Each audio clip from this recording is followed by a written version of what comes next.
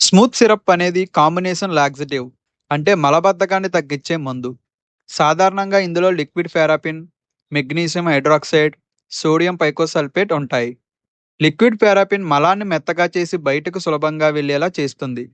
Magnesium hydroxide పేగుల్లోకి నీటిని ఆకర్షించి మలాన్ని మెత్తగా చేస్తుంది. సోడియం పైకోసల్ఫేట్ పెద్ద పేగు కదలికను పెంచి మలాన్ని బయటకు పంపడంలో సహాయపడుతుంది. యూజెస్: మలబద్ధకం చికిత్సకు ఉపయోగిస్తారు. గట్టి మలం వల్ల మల విసర్జనలో ఇబ్బంది ఉన్నప్పుడు ఉపయోగిస్తారు. పైల్స్ లేదా అనల్ ఫిషర్ ఉన్న వారిలో మలం మెత్తగా ఉండేందుకు డాక్టర్ సూచన మేరకు ఉపయోగిస్తారు. కొన్ని పరీక్షలు లేదా సర్జరీస్ ముందు పేగులను శుభ్రం చేయడానికి కూడా ఉపయోగిస్తారు. ఈ సిరప్ను డాక్టర్ సూచించిన మోతాదులోనే వాడాలి. ప్రతిసారి వాడే ముందు బాటిల్ను బాగా షేక్ చేయాలి. కొలిచే కప్ లేదా స్పూన్తోనే సరైన మోతాదులో తీసుకోవాలి. సాధారణంగా రాత్రి పడుకునే ముందు తీసుకోవాలని సూచిస్తారు. అయితే డాక్టర్ చెప్పిన సమయానికే తీసుకోవాలి.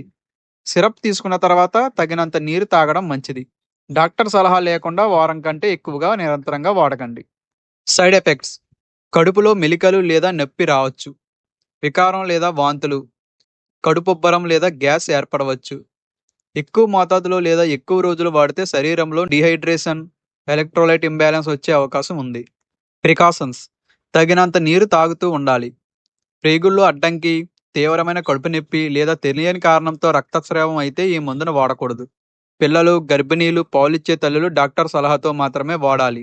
ఎక్కువ రోజులు వరుసగా వాడితే ఈ మందుపై ఆధారపడే పరిస్థితి ఏర్పడే అవకాశం ఉంది. ఇంపార్టెంట్ పాయింట్స్: మలబద్ధకం ఉన్న ప్రతిసారి వెంటనే లాక్సేటివ్ తీసుకోవడం సరైన పద్ధతి కాదు. రోజు తగినంత నీరు తాగడం, పీచు పదార్థాలు ఎక్కువగా ఉన్న ఆహారం తీసుకోవడం, క్రమం తప్పకుండా వ్యాయామం చేయడం వల్ల చాలా మందిలో మలబద్ధకం సహజంగానే తగ్గుతుంది.